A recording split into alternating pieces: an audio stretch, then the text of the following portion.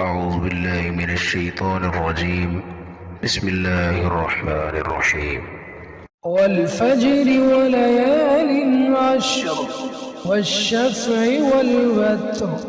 والليل إذا يسر هل في ذلك قسم لذي حجر ألم تر كيف فعل ربك بعاد إرم ذات العماد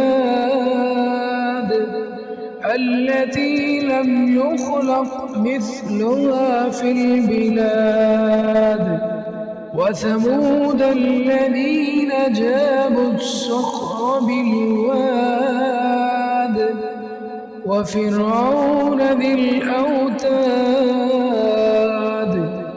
الذين طغوا في البلاد فأكثروا فيها الفساد فصب عليهم ربك سوط عذاب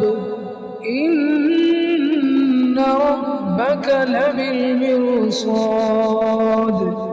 فأما الإنسان إذا ما ابتلاه ربه فأكرمه ونعمه فيقول ربي أكرمن وأما